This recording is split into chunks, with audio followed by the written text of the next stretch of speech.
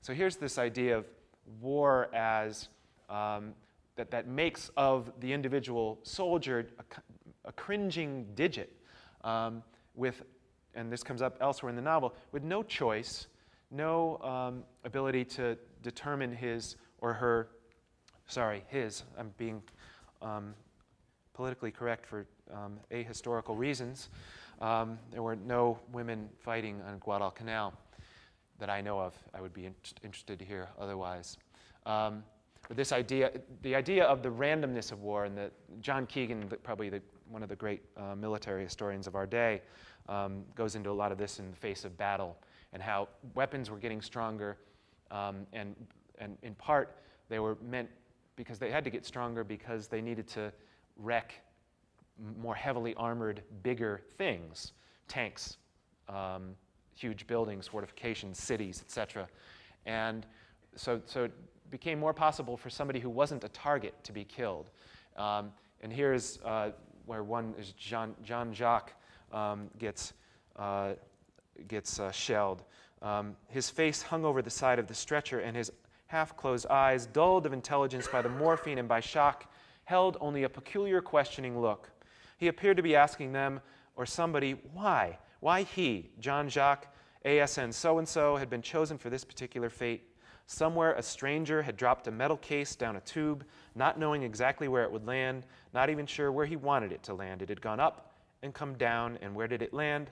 On Jean-Jacques, ASN so-and-so, when it had burst, thousands of chunks and pieces of knife-edged metal had gone churring in all directions. Why him, etc. Jones puts this a little more formulaically, mathematically speaking, that is, in World War II, in the historical memoir.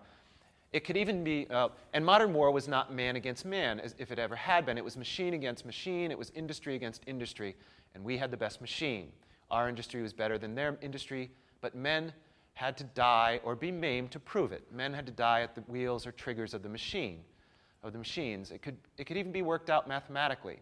A number of men had to be invested, and X number had to die in order for objective Y to be reached, and finale Z to be achieved. That was the notable true meaning of anonymity to the soldier.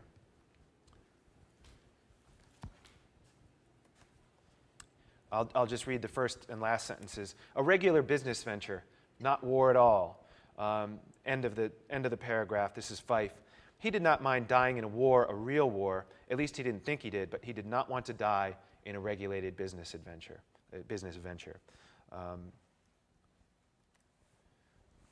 And there was reason, even military psychiatry, which you would think would be on the side of helping soldiers and treating them as victims, looked at soldiers as X, Y, and Z, as investments. This is a quotation from, and I'm sure you're grateful for the actual type here, quotation from the Journal of the American Medical Association, 1941. Regarding the work of the Selective Service, one military doctor wrote that the aim of the system is to furnish the Army with the best material available. Its primary interest is the efficiency of the Army.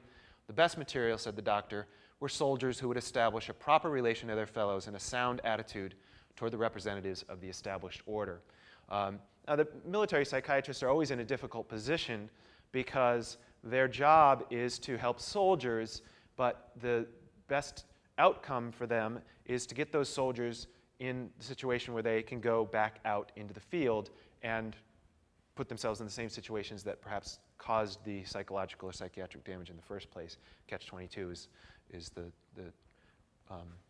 classic phrase to capture this.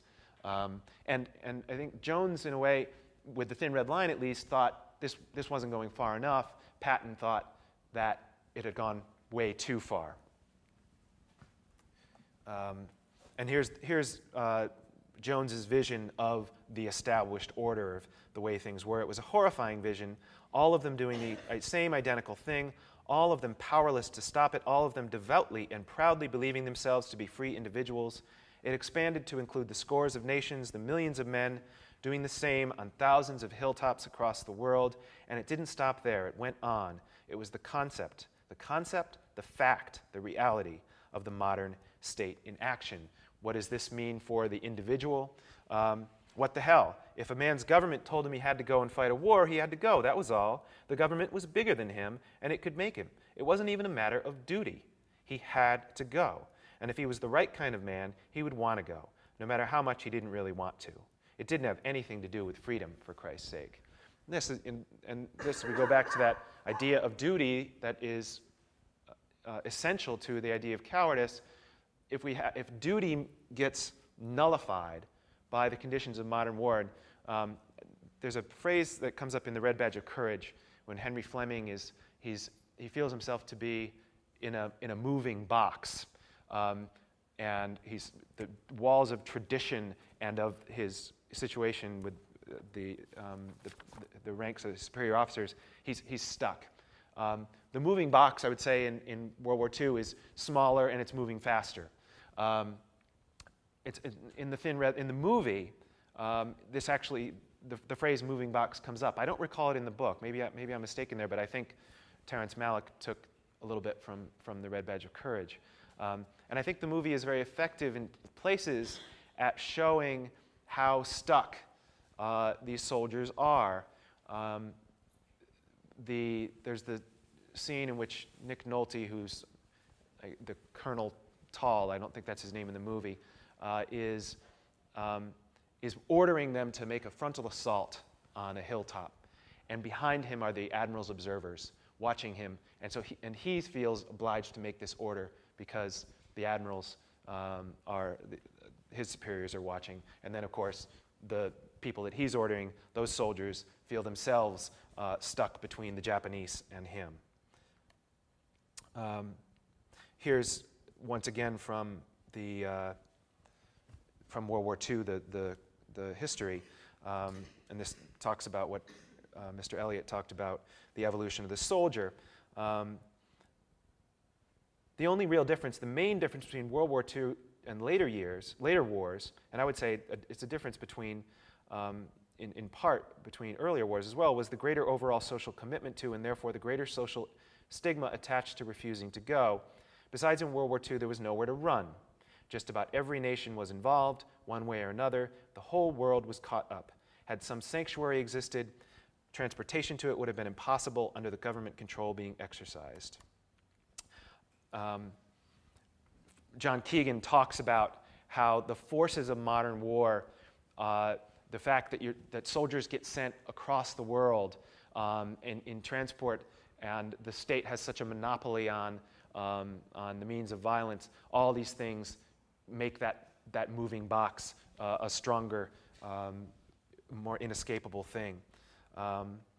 Added to this was the material, to use McPhee's word, the doctor in the Journal of the American Medical Association. These men were different from men in earlier years. The lifespan of Americans had gone from, I have the exact figures, but I'll just say something like 42 years was the average life expectancy of an American male in 1900. By 1950, it was 62 years. The couple of sociologists writing a book called War Neuroses, the general sociological factors which have influenced the young men of this generation are those related to society's feelings about war. So this is compounding the increasing strangeness of death. William James said that one of the hallmarks of civilization was the decrease in the actual instances of real fear that we encounter in our everyday lives.